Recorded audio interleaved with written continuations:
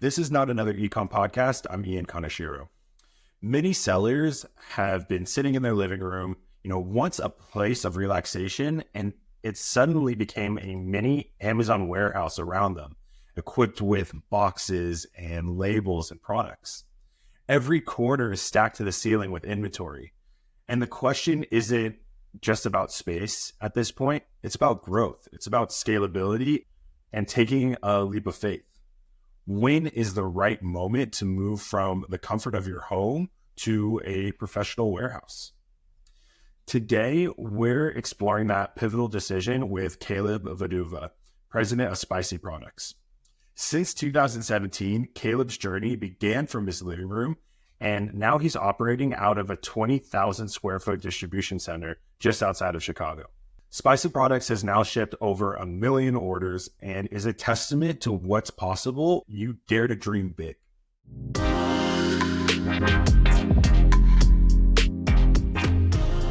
So Caleb, thanks so much for joining us today. Of course, we're very excited to join. Thank you so much for having me. And Caleb, before we kind of jump into, the decision behind taking that leap of faith, do you have anything else that you want to share to us about your background or anything like that?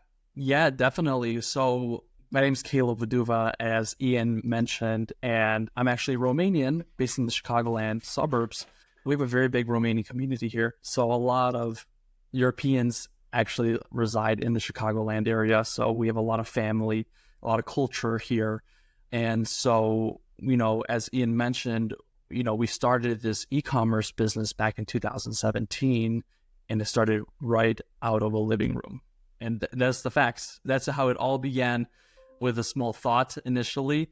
And here we are, fast forward today, 7 years now, I think, from there. And, we're now in a very large distribution center and shipping out hundreds and thousands of orders on a weekly and monthly basis.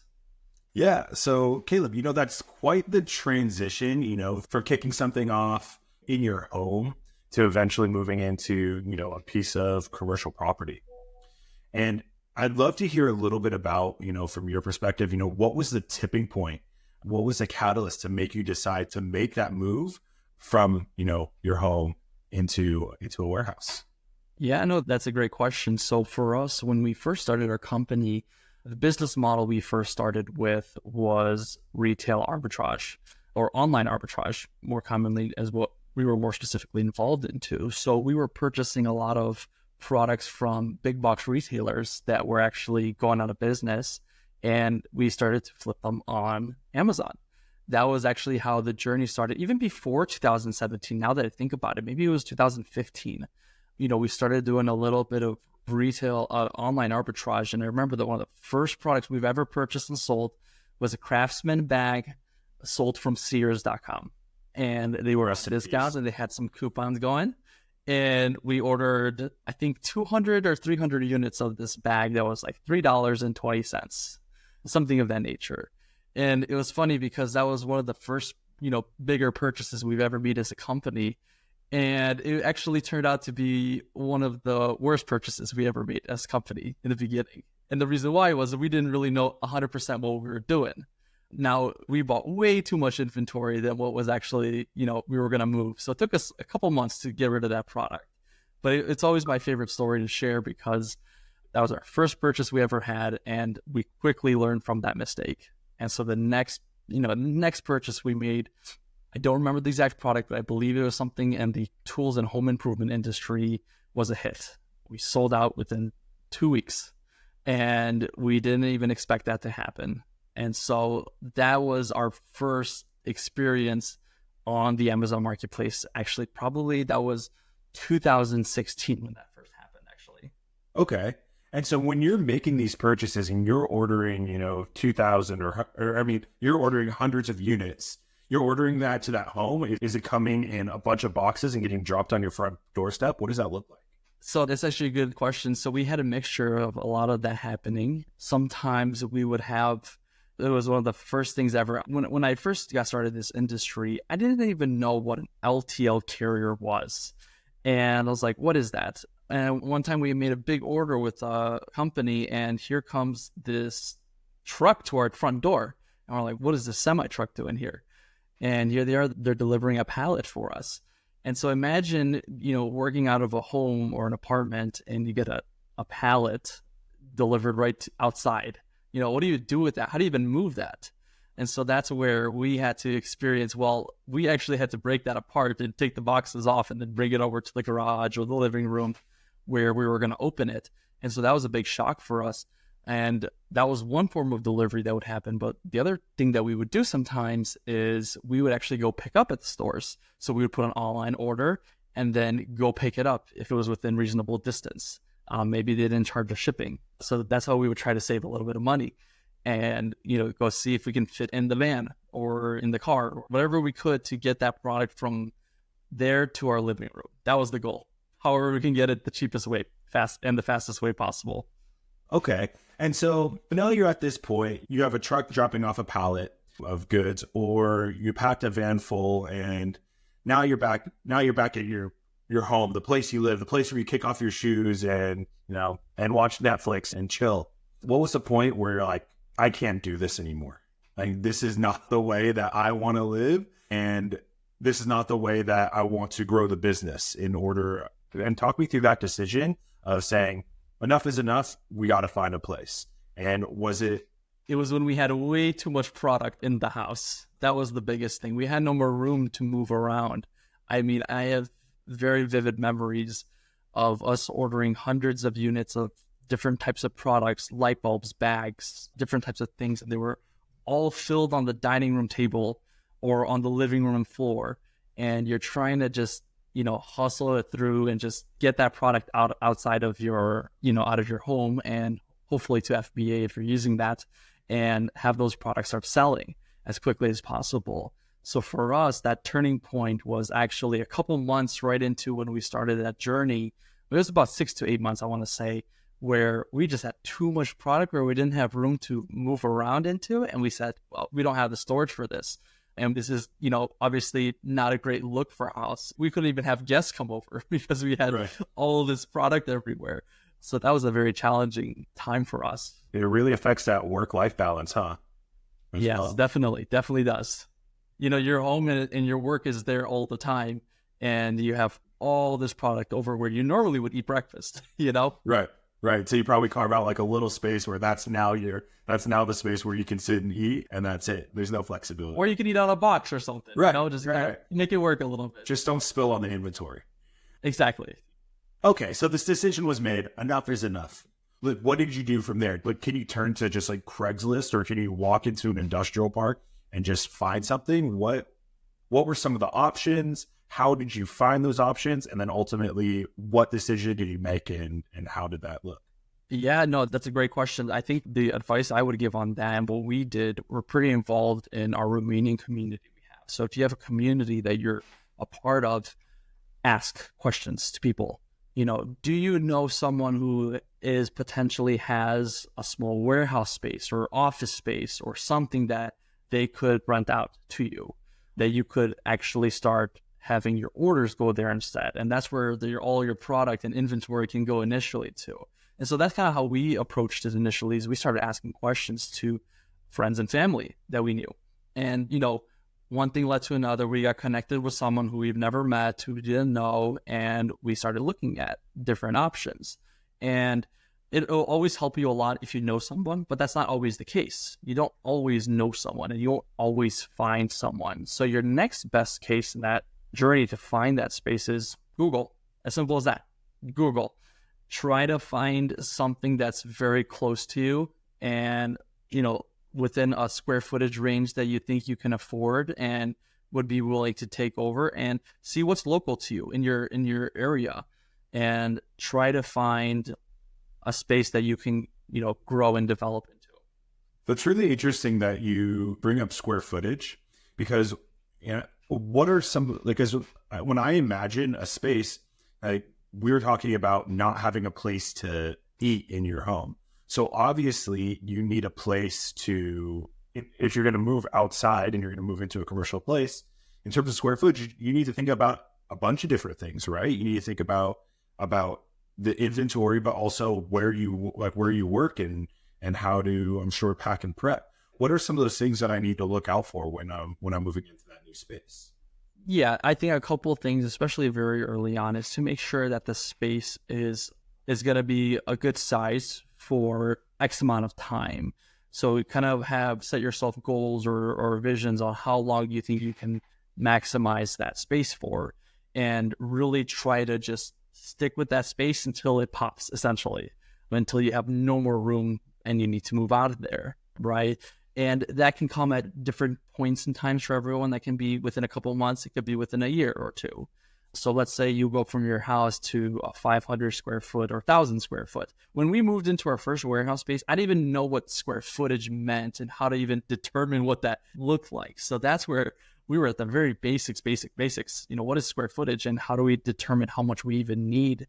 And so we then came up with, we kind of started to look at a couple places and we started to understand visually. It helps a lot visually because you can see a lot of photos online or people can, you can show things. But once you start walking the spaces and look at it, you can really get a visual on how you can maximize it and grow into our space. Our first warehouse that we went into, it wasn't even a warehouse. We were renting a portion of someone's space that they had. I want to say it was less than 300 square feet. Like, that was our first official commercial spot we walked into, and it was very, very tight. But it was nice because that building had access to docks, which we could actually unload pallets very easily. And so that was our very first warehouse where we stayed there for about 3 months. And after that, it was too packed, and we moved immediately about a couple months later into our next 1,000 square foot warehouse, which is back in 2018. Okay. And so what I'm hearing is that, having a warehouse is not just about space, but it's about accessibility to the things you need to operate. Yes. I had a conversation with somebody not too long ago. Actually, there's another seller at a conference I was at back in January. And they were saying that one of the things that they had no idea that they needed was a pallet jack. Yep. And it's something that, me not coming from a space where I worked in a warehouse and as a teenager, for an e-commerce seller. So I knew what a pallet jack is. And for anyone that does it, if you can think about the last time you've been in Costco and you see these guys walking around with kind of this machine, like this almost like a manual forklift is the best way to describe it. Exactly what it is. That is a piece of equipment that a warehouse needs. If you have a pallet getting dropped off, you need a pallet jack to move it around if you don't have a forklift, which is your other option. And so I think that it's so funny that when you're moving into a space, there's so many things that is beyond the physical space. And I'm sure that you can add to this list, but forget the pallet jack and shelves to work on. You also need a place with a bathroom. And then you also need to make sure that they have internet access and, the bathroom has running water. So we're cool with that. But then you need to have it in a space that is close enough where, unless it's staffed all the time, that you can get there to accept orders. And there's all these challenges that you have to overcome. And when you kind of open up this space, what are some of the things that you didn't see coming that, if you could go back and talk to yourself in 2018, that you're like, you should have probably looked into this because this was problematic? Well, what's funny, when I first started in 2018, it wasn't a full-time job for me at that time. It was actually more of like a part-time hustle at that point in time. It was still very early on where I wasn't dedicating my whole work week to that specific, venture that I was going under. And so that was a very eye-opening thing because I had another job and I was trying to also run this at the same time. And that made it difficult to also make sure that we can accept deliveries and we're there to sign for deliveries and we're there to unload a truck if a truck gets there.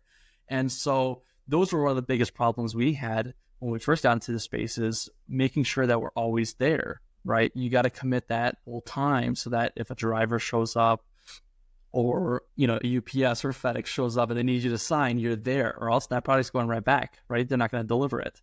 And so that's going to delay things for you. So that was one of the biggest challenges we had, was finding that work-life balance where we can make sure that we're always at that warehouse and we're actually there able to receive deliveries. And then, like you mentioned, What is a pallet jack? That was a big thing for us. We learned quickly, that we need one of these things. This is how we move pallets. And then when you look to go buy one, as you go buy one brand new, I mean, it can be hundreds of dollars. That could be very scary right off the bat. That's exactly what I Googled right now. So I'm like, how much does a pallet jack cost? It can range. It's most likely a couple hundreds of dollars. And so you're thinking, man, a couple hundreds of dollars for this thing to just move pallets. Like, am I going to get a return out of this? Or what's going to happen? It's just a piece of tool equipment. So that is the absolute number one piece of equipment anyone needs. The answer is yes. The answer is yes, you're going to get a return because of time value of money.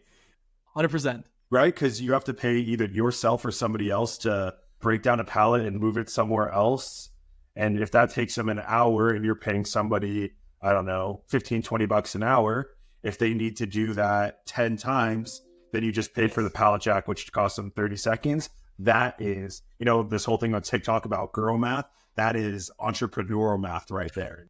You can quote me on that. Exactly. And there's so much more to be developed on that topic of efficiency, but that's the key fundamentals of any sort of logistic-based company that you're going to ever have where you're selling, retail products. You need a pallet jack.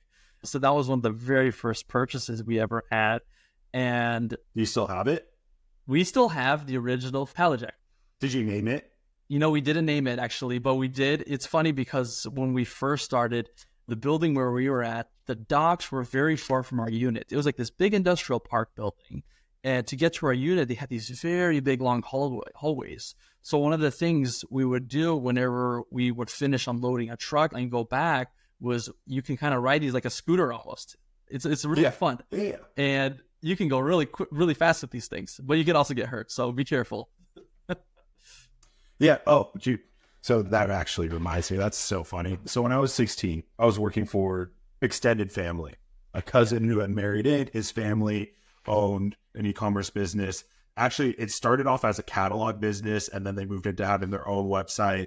They were dabbling really early on into Amazon and posting there. This was before I even had an idea of what was going on. Yeah. And I used to work my summers and my winter breaks there. As a teenager, packing orders, breaking down boxes, managing returns, and all that kind of stuff. And there was a pallet jack there and all kinds of carts and stuff. And I used to ride my bike. And so I used to ride my bike through the warehouse to try to pick orders because I thought it was fun. And I used to ride the pallet jack. And one time I'm riding through and I hit one of those rubber mats at one of the packing stations. And this company sold sports apparel and memorabilia and authentic stuff from, MLB, NFL, that kind of stuff. Yeah. I knock over an entire thing, an entire cart of wooden plaques. And, cousin Greg's going to watch this right now and he's going to be and this, this is 15, 16 years later. He'll still tell you that was probably one of the dumbest things I've ever done. He probably still has the check. He probably still has the bill for me and I probably have to. Yeah, it was. You have similar experiences with that as well, and you don't see the rubber all the time. You don't see the rubber all the time. It hits you unexpectedly. It's almost like your brakes just got slammed on totally. Fly right off. But I couldn't believe it. It was such a flashback when you're these things, you could crash these things, and you're that's so unexpected. It's not going to happen, but it happened to me, and I worked in a warehouse for a rather short period of time. If we're talking about the grand scheme of things, yeah. So kind of the dumbest time. That's a very core memory for us when we had that space, just riding those pallet jacks, because if not, it was literally a 3 to 5 minute walk from the dock all the way back to our unit. So why not cut that down in half? Efficiency. Right? Just to kind of bring us back really quick. One of the things that I learned the last time you and I spoke, we were at an event in the Chicago area and I was speaking to a different seller and he was saying, this is going back to the topic of moving into a new warehouse.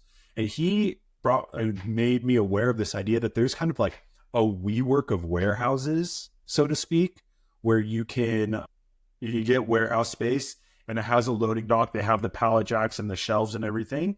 So we'll have to look it up, but it was a really eye-opening experience because, there's obviously there's a business model in that because it ends up being, the seller was telling me that I have to find the company. It's killing me that I don't remember the company. But it's this really interesting concept because you get this warehouse space that's limited. He said he was getting 500 square feet, which is a rather small space, but it was his first venture outside of his home. And the great thing about it is that it had everything it needed. It had everything you needed. You go in, it had a pallet jack, it had the shelves, they had like a shared kind of conference room and office space. They already have Wi-Fi, they have bathrooms, there's, and so there's staff so they can clean them. So like the bathrooms are clean. And these are all things you don't think about when you're talking about moving into your own space. And then and then also because there is a warehouse manager on staff, there's someone to sign for the orders. And so it was like this really interesting concept of being able to kind of step out of your garage or your living room into a space that is like predefined. And it's probably, square foot by square foot, it's definitely more expensive. But I think, the convenience factor was really I think that also can help you. I mean, if I would have known about something like that when we would have started, I would have 100% looked into that and learn a little bit more about that. But that would have also helped us immediately learn, what do we even need in order to have our own space, to operate our own space? Just learn the core fundamentals from where what kind of tools you have access to in one of those shared spaces. I think that would be something that would be a great learning experience for X amount of time. Right. And really help you learn the basics, without you having to do all that research yourself and figure it out yourself. Yeah. And this seller was in a space where a bunch of the other sellers in that same location with their own section of like the subdivided warehouse. And so then they kind of like built this little community where they're able to, trade tips and ideas. It's like a seller commune, I guess. Well, it's actually really funny because I have a very funny story from 2018, 2019, I think. At that time, we were shipping a lot. So back then, we were using Amazon FBA for a lot of orders, and their small parcel delivery carrier, they had partner carrier was UPS, but at that time, they also had FedEx. FedEx was a partner carrier of Amazon. They're not anymore. So we would purchase a lot of shipping to save on freight costs to get it to Amazon from our warehouse. And so we would have a lot of FedEx packages that needed to be brought to FedEx. Well, I didn't know that you can have FedEx come to you. I thought I have to go to them. So we would load up a lot of boxes, in our car and go to a FedEx location and drop them off. And it's funny because one time we loaded the car, we go to FedEx, dropped off 5-10 boxes, whatever it was. And here the person in front of me also has a cart that is also packages going to Amazon as well. And I was just standing in line and I look at the guy's boxes and he has, these box labels that are for Amazon FBA. And that just struck the conversation right then and there. We both had boxes and we both, started talking, complete stranger, who I've never met you, but I see you in a random FedEx and we're both doing the same thing. Right. And that's where I quickly made a friend who I haven't spoken with since then. But in that moment, it was a little conversation that we had, which was fantastic. And you never know what who you're going to stumble into, a FedEx store that's doing the same thing that you're doing. Totally. I think it's probably a common experience for a lot of people. Me coming from like the technology side of Amazon selling but like understanding, wholesale and the arbitrage space. One time I ran into an Amazon seller at a North Face outlet out in California, but she didn't want anything to do. They were like scanning. And I think she thought that, because I was like, oh, are you an Amazon seller? And I got the cold shoulder on that one. Cause I think sometimes like when it's in the buying mode, there's like a bit of competition, So like she was really in my products that I found. Yeah, exactly. But I guess once everything's in the box and, no one has to show their cards, you can share tips and tricks all day. But exactly. And, in terms of the scale that it takes to, move into your own space, once you move into your own space, more space means more work, right? Scale means more work. And, it sounds like you were working with a team which was friends and family, but what does that look like when you have to, grow a team and change processes from what is happening in your living room to your own space? What kind of process did you guys have to go through? That process is a lifelong thing, I want to say. You're constantly learning. I mean, even to this day, we're in a much larger facility than when we first began, but we're constantly learning and improving processes. If you're not improving, you're going to be losing. That's what I like to think about it. But some of the processes that we had to learn with is, determine, well, can we do this all ourselves or do we need to get someone? But then the questions start asking, can we afford to have someone else come work for us? And can we pay them what they want to make, right? And you start asking all these questions, and especially if you don't have the background, it's all foreign territory to you. Right. So you learn a lot through trial and error. And we had a lot of people. So a lot of it was done ourselves in the beginning, but at one moment in time, I think in 2018, maybe late 2018, we decided to start hiring some part-time help. So we started having some people helping out about 20 hours a week, 1 or 2 individuals. And that really helped us to start getting that product that was filling our warehouse out the door as quickly as possible. So that was a very important thing, because teamwork is very, very important. Sure. And having staff that you can depend on that can help you out, very, very key. And, we started doing that, but then we realized, 20 hours a week, worth of prep was just not cutting it for us. Right. So at that point in time, we said, okay, let's hire a full-time person. That was one of the scariest things we've ever done.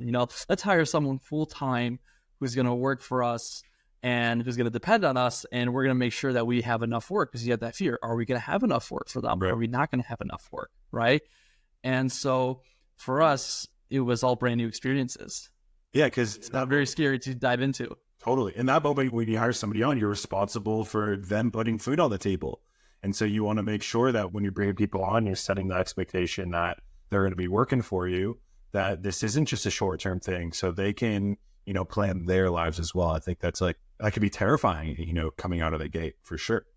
Yeah, exactly. And so that's the part where you have to, kind of almost overcome that fear. And whether, you're new at it, learn as you go. And you're going to fail. It's going to happen. It's happened to us and it's happened to countless other people, but you just have to find, these losses and learn how to improve on them. That's the biggest thing.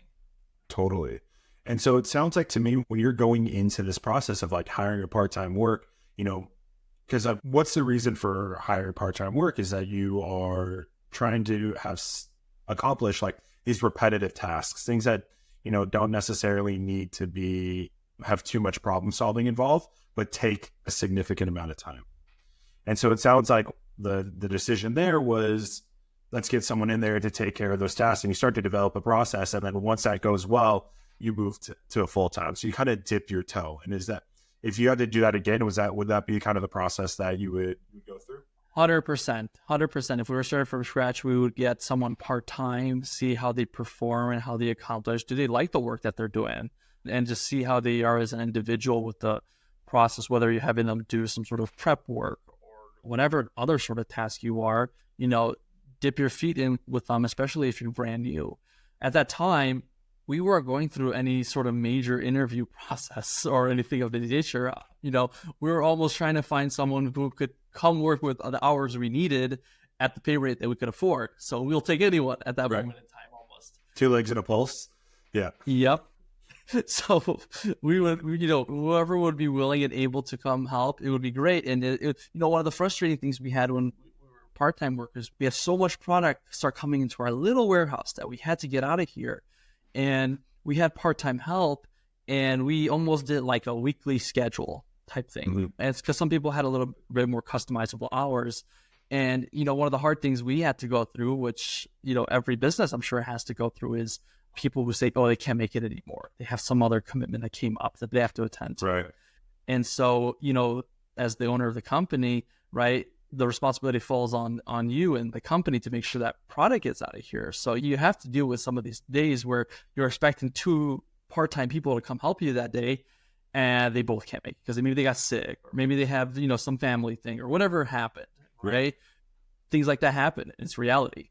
Yeah. And I guess also, like some people work part-time work because they want to have the flexibility, to be with their families or to do something outside of work. But some people work part-time work because that's what they can find. And I think that the challenging part with that is that if you have the latter where people are like, I'll take whatever hours I can get anywhere, and justifiably will be looking for other opportunities where they can work full-time and make that second half, yes, that 40-hour week. And I think that's also something you like to consider when you're deciding, like, am I bringing on full part-time people? Am I bringing someone on full-time? And then once you do that, make that decision, then you also have to go learn, like, how does payroll work and how do I make sure that I'm doing everything by the book in terms of paying the relevant taxes and the relevant benefits and logging hours and all that kind of stuff is a huge I applaud all HR people out there who do payroll because that stuff is complicated. I will still say that to this day. Yes, especially because the U.S. tax system, by state and even like city and municipality all varies. And so to keep that straight is tough. These corporations that span across, state lines and international lines as well have to go through all of that. And generally you outsource that. And that's the beauty of it because they exist.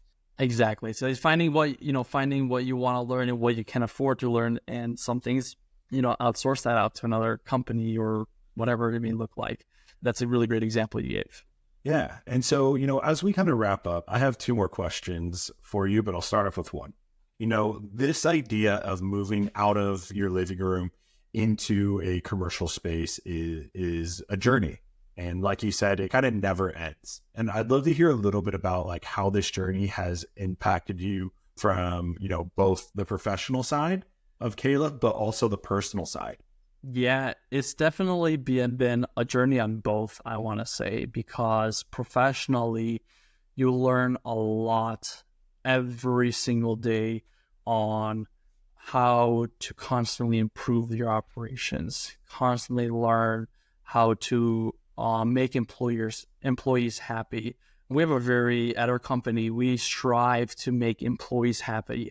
And that's such a very important thing that we take pride in. And I think every company should, because your employees, regardless what department they're in, whether they're in your logistics, your warehousing, your marketing department, no matter what, every single person plays such a core pivotal role in that company's journey.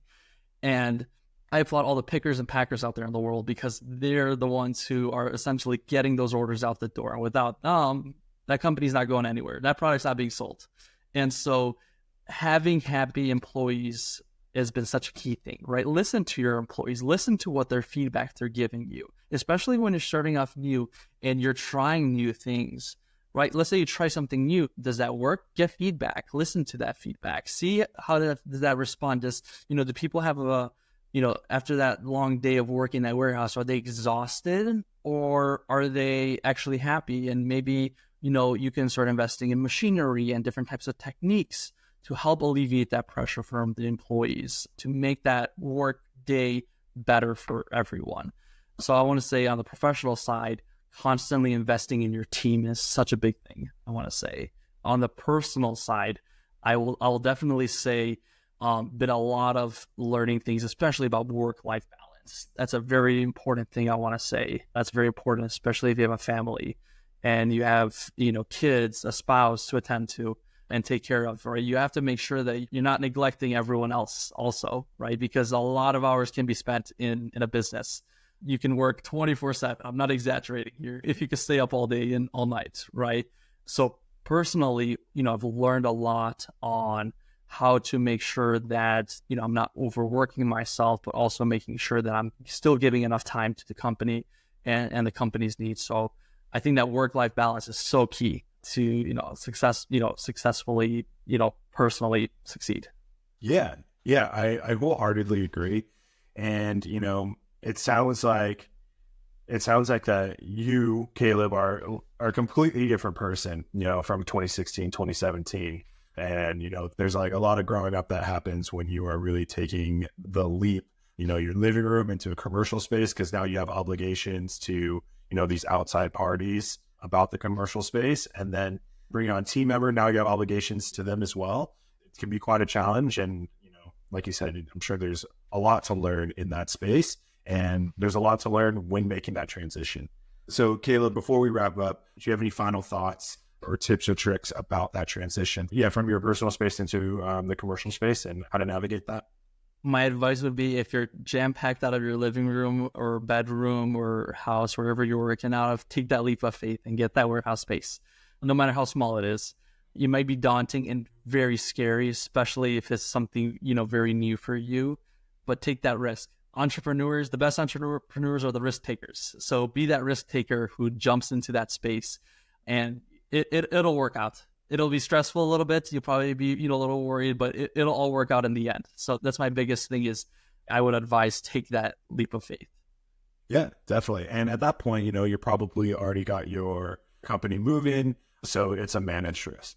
And so to the audience out there, you heard from Caleb that it is something that is doable. You go from your living room to 20,000 square feet, however big that is.